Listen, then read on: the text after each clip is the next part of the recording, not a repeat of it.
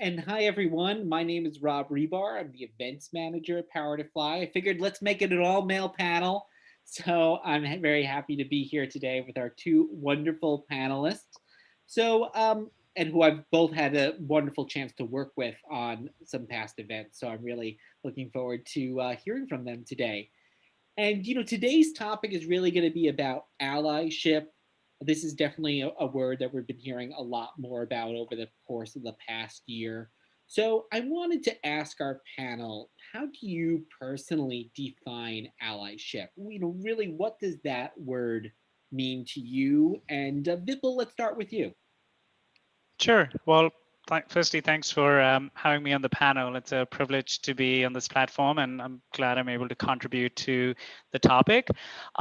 It's a really good question. I think the term ally for me does not denote an identity. It's not who you are, but what you practice. And being an ally means practicing those habits daily, often hourly, if possible, instead of finding ways to finding ways to support and show solidarity with your marginalized groups, whether or not you personally belong to one.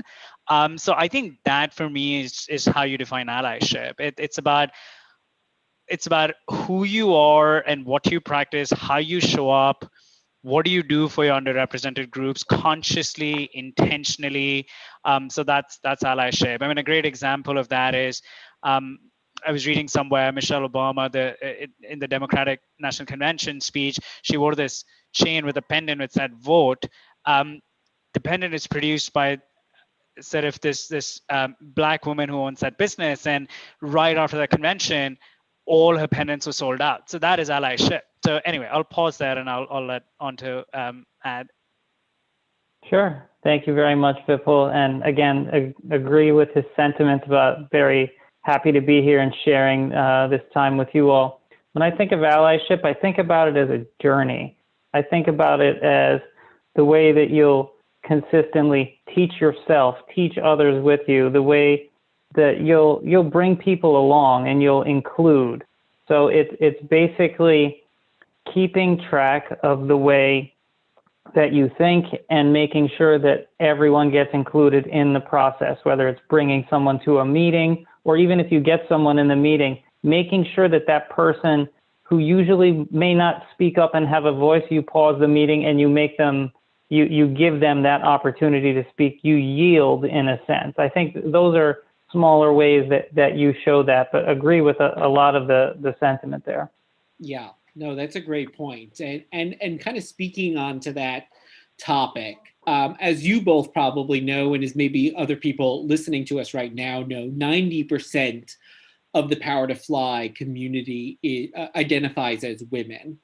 And as two men on the call, how do you as allies support your female colleagues at work? And Anto, you just kind of made a great point about kind of allowing that space there for other voices to go in. But to go back to you, Anto, and then we'll move to Vipul. What are some specific ways that you, during your own careers, have supported some of the amazing women that I know you both work with?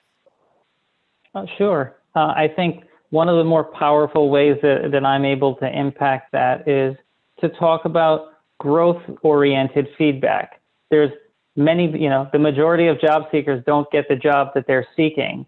So instead of a automated decline message or I'm sorry that you weren't a fit, is to give that growth-oriented feedback. So in Salesforce to say maybe some foundational skills with getting a certification might help, or if you're doing product management, like, there are growth opportunities. This is where you fell short compared to other people versus a decline. I think that's important to how you outwardly do it. And then inwardly, I would say to make sure that when I seek a mentor at American Express, I make sure that I diversify the person that I'm looking for. It doesn't always have to be someone who was a recruiter who has the same background as me. It's that perspective is gained both, outbound and inbound. And I think those are two powerful ways that I take charge of that at Amex.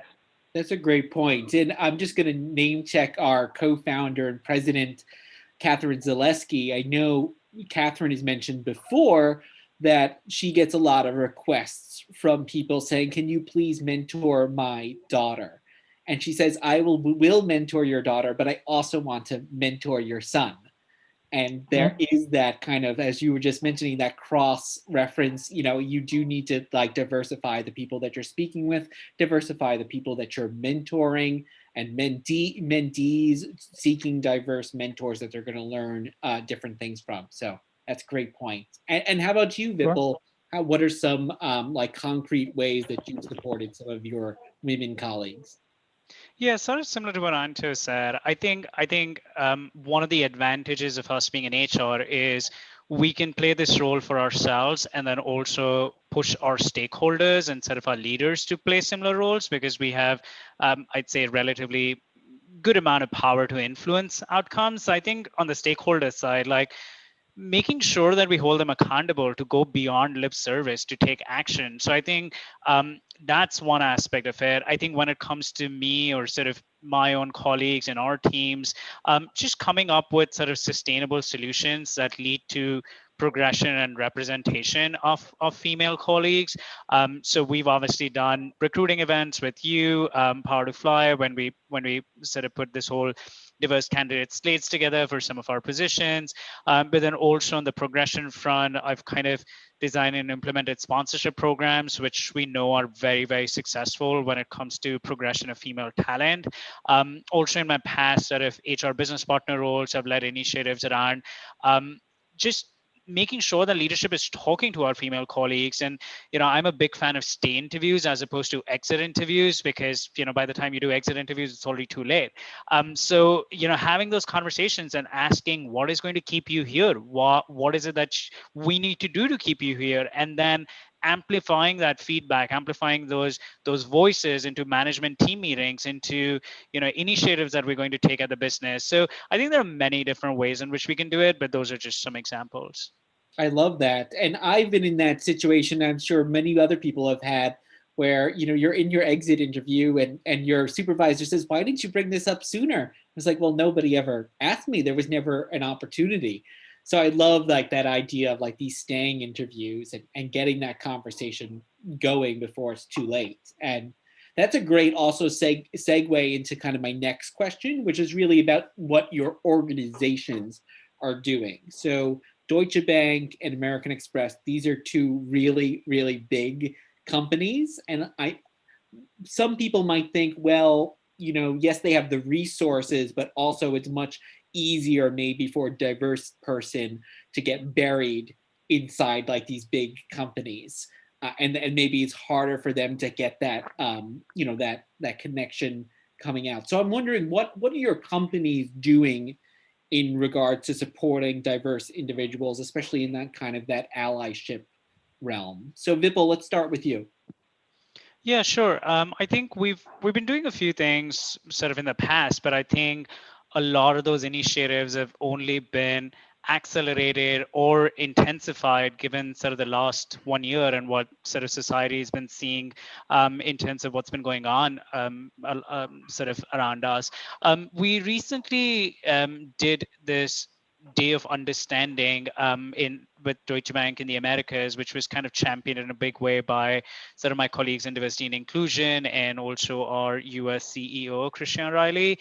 And on that day of understanding, it was all about storytelling and listening to different employees and their perspectives. So there were a number of sessions, which a number of sort of facilitators hosted with their teams, with like employees in general, and it was all about just listening to each other. And we categorically said that, hey, this is not a day of action. Action will come next. This is just about listening and understanding, and your experiences in life, personal, professional, what we can gather from those experiences to move forward is powerful.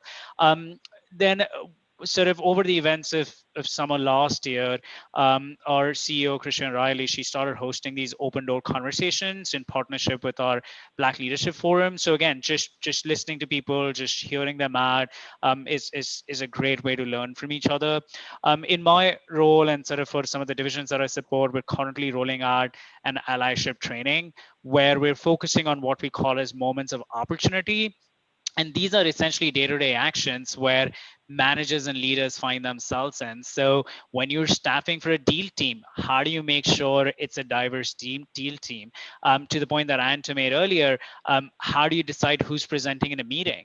When you're hiring from, let's say, the HBCUs, how are you going to make sure that graduates from historically Black underrepresented colleges feel that they belong to this company as much as any other graduate from any other college? So those are different ways in which we're encouraging allyship. I think a lot of companies have upped the bar on that, but I think where we're at today, the more we do, the better. Great. Yeah, no, that's amazing. And I love this idea of like the day of listening, because I think what sometimes had been happening is a lot of this work was happening after work. And it was almost like, okay, do your work and then please stay later to get these learnings on your own time. So it's great that people are taking advantage of like, okay, let's not give you extra work. Let's work, smarter, not harder, and really integrate that into the day. So that's amazing. And Anto, I'd love to turn it over to you. We know from working with American Express over the last few years that you're an amazing supporter of diversity and inclusion. I'd love to hear some other things that the organization is doing to support specifically women and that connection to allyship. Sure. I think one of the most powerful messages that we send out multiple times a year are the updates on pay equity. We internally check and make sure that just because you're female doesn't mean you have to accept the same job at a lower paying salary. There are constant reviews by that, and not just reviews, but updates and confirmations broadcast. We have reached it. We have maintained it from last quarter to this quarter, and holding yourselves accountable and just putting it out there, I think is really important. I think that some of the things that we do is we have affinity networks where you don't have to be in the parents' network to be a part of that group, and that's just one of many, many examples that you could do. And I think that that's really important. In addition to, I like our partnership that we've built with LinkedIn Learning.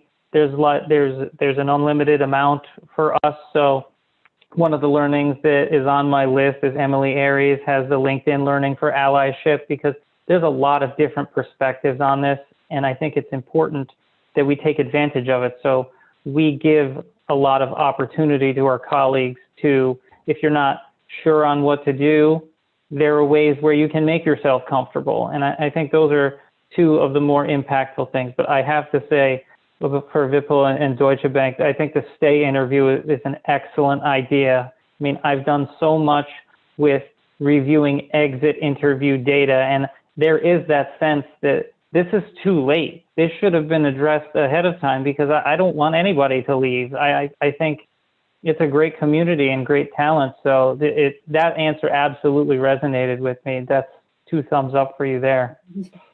Yeah, we're definitely in agreement on that. And I love the idea that ERGs, employee resource groups, or whatever different companies might call them, there is an importance there to not just have the people that group is primarily represented be the only people who are members of that group.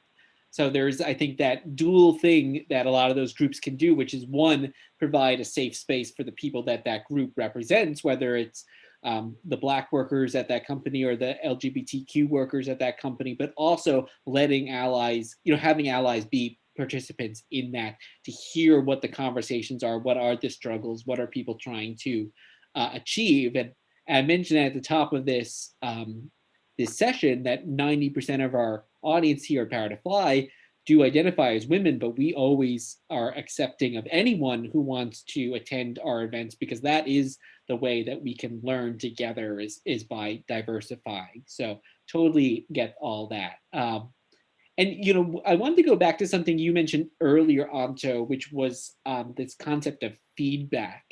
And I think feedback is such an important thing, but it's also really hard, especially when you're dealing with issues that can be sensitive. So, Anto, are there any suggestions you have for our audience who wants to learn how to give feedback as allies, or give feedback to people, or maybe even also receive feedback?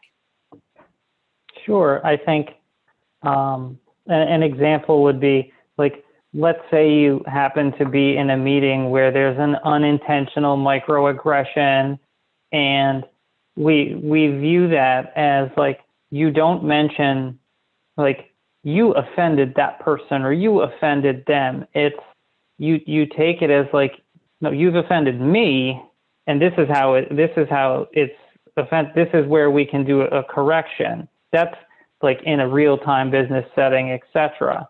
Now, with regards to feedback, I think it's very much a situation where you are personal with your presentation to the person that you are delivering feedback to. I think it's the right kind of feedback is both direct and constructive.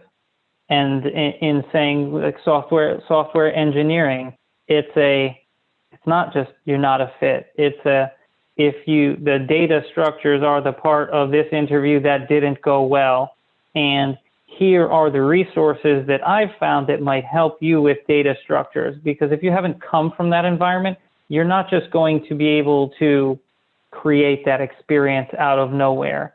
So when you have the tools to help advance everybody, you use them. And I think that's how you deliver feedback in a way that's impactful. Yeah, that's amazing. And Vipul, how about you? Is there any tips for people who are looking to improve their feedback game that you can deliver? Yeah, I mean, at a very basic level, but it's also so very hard for people to do this, is to listen. And I think, just feedback is about not just communicating what you have to say, but for listening to what people are saying, or also sometimes not saying. And so I think if we can master the art of listening, I think we would be able to solve a lot of the world's problems and also work problems. And I think that is a skill which can be practiced, can be learned, and I think it can go a long way when it comes to giving and receiving feedback. Yeah, no, I think that goes back to what we were saying earlier, which is also like giving that space. And I'm the only man on a team of all women, and I have to constantly remind myself, okay, don't be the first person to like jump in.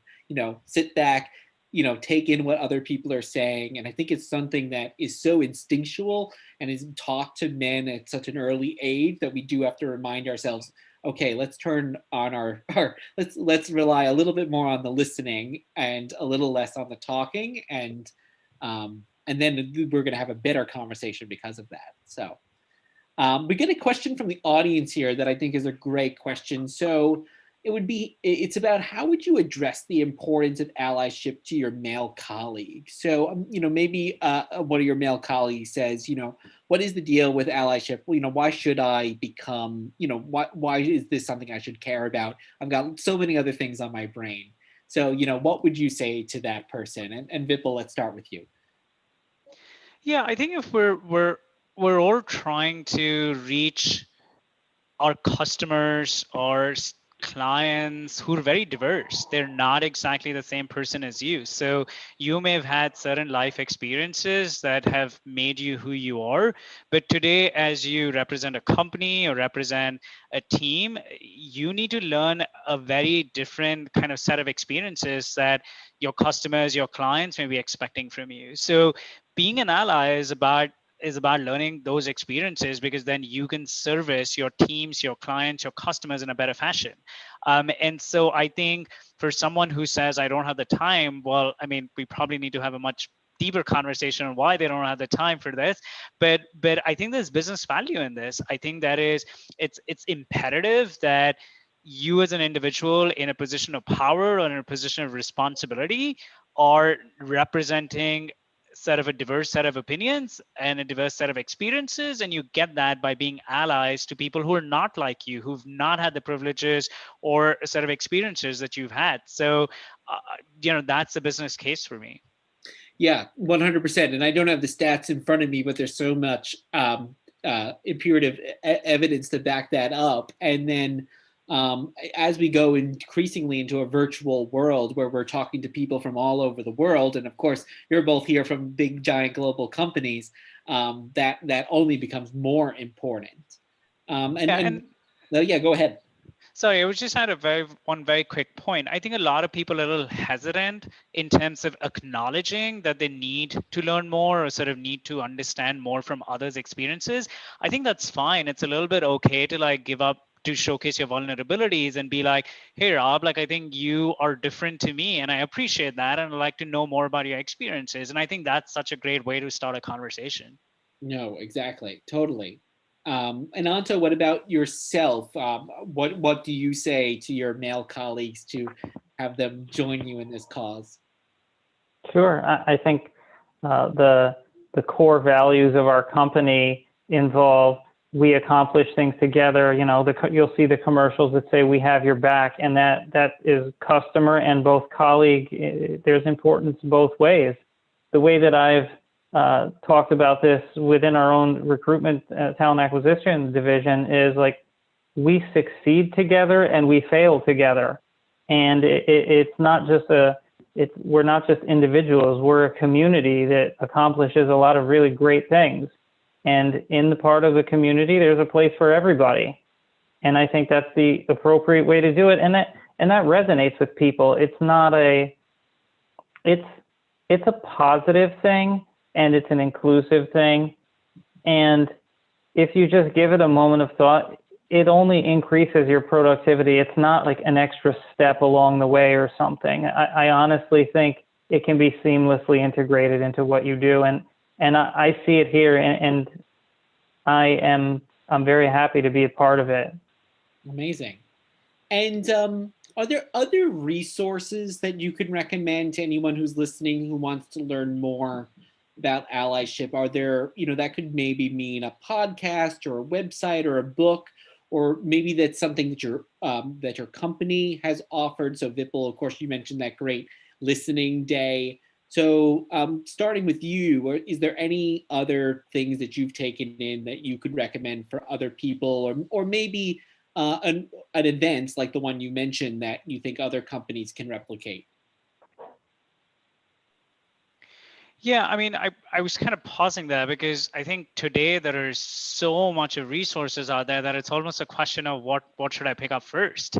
So I think it's not so much about what is the best resource, but about where do you want to start, and also just like figuring out what's your own learning abilities like. Like, do you prefer reading a book, listening to a podcast, or listening to something like an Audible? I mean, I've recently started trying out the audiobooks, and I've taken a fascination for them. When I'm walking outside or in the gym, it's good. And, days when I want to take a break from pop music, I listen to a book. So, but I think there's a lot of content out there. I personally enjoy listening to stories from like professionals in the industry. So I think folks like Carla Harris from Morgan Stanley, Melanie Parker from Google, Verna Myers from Netflix, like those are individuals who are posting things day in, day out on YouTube, on LinkedIn.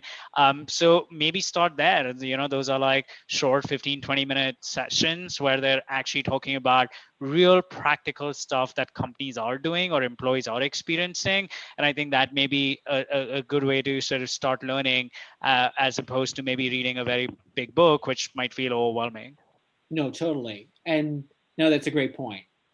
And Anto, I actually have a separate question for you. So before we run out of time, I'd love to kind of go into, a lot of people who are listening to this right now might not be in a leadership position, but they want to create this change that we've been talking about. So Anto, what would your advice be for people who are not in a leadership position or a position of power at an organization, but they want to affect this kind of change? Sure. I think in larger organizations, there will be the types of diversity and inclusion teams and divisions that you can reach out to. And I've always experienced it's an open door and immediately responsive and things like that.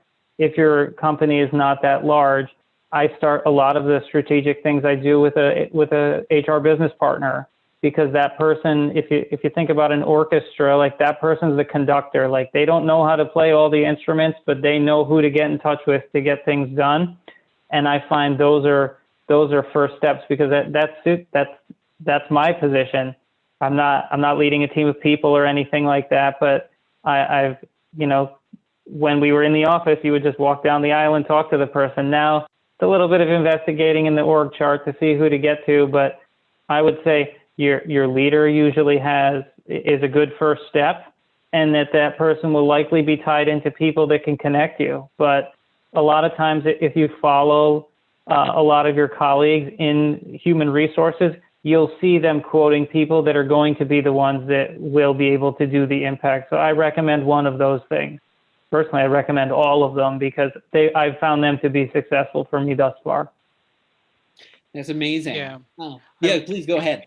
If I could just add to what Anto said, Rob, I mean, I was reading somewhere that the word ally is a great acronym, where A is for action, L is for listening, the other L is for learning, and then Y is for yielding. So it's about action, in getting involved, supporting, being in solidarity, listening in terms of like listening to others' experiences that are different to yours, building trust, sort of finding ways to learn from each other, which leads to learning, whether research or sort of storytelling or just understanding each other's struggles, experiences. And then lastly, yielding, which is about be careful to avoid monopolizing, overtaking, things that Anto was mentioning in the beginning, like speaking for someone else. So even if you just use that as an acronym in your day-to-day lives, irrespective of your position, that's a great start. I love that. Definitely going to steal that. And as we wrap up here, Vipul, how can people find out more about what Deutsche Bank is doing, or want to find out more about what you're doing? So where should people look after today's conversation? Yeah, I think LinkedIn is a great source for me. I learn a lot from others using that platform, and I'm always willing to share.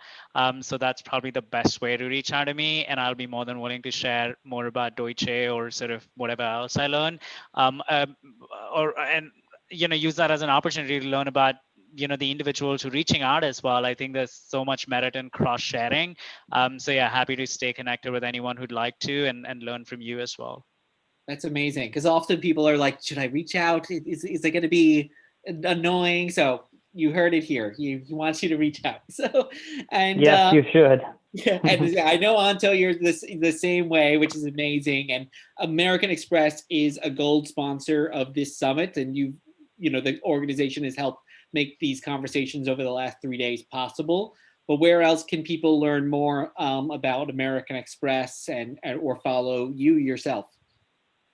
Definitely, LinkedIn connection is a first start. It's a busy season for us right now, so for someone that has an interest in an application and things like that, the site is just americanexpress.com/talent community. That way, if you're not necessarily an active job seeker right now and you want to be notified for something later on, if you fill out a profile, our system will match you and will reach out proactively. So I encourage you to do that. And if you have something more specific, I'm going to accept your LinkedIn invite, and may take me a week or so to get to it, but Rob will attest that I will come back to you and I can connect you with somebody that will be able to talk specifically to whichever job function that you're looking to do. Yes, no, I know you're very diligent about that, so I can totally vouch for you there. And also, we should mention that American Express is participating in tomorrow's virtual career fair as well, which is free to attend. So anyone who's watching this and is looking for open roles, or maybe just curious, wants to learn more about American Express or any of the other companies that are participating tomorrow, definitely recommend that you check that out. Again, it's a free resource, and it's a great chance to get one-on-one, or small group, I should say, conversations going with hiring leaders, talent advocates at their companies. So great. Well, we're just about out of time, but thank you, Vipul and Anto, so much for your generosity today and all of your insights. and for being here. And I'll pass it back over to you, Meg. Thank you, Rob. Big round of applause for you three.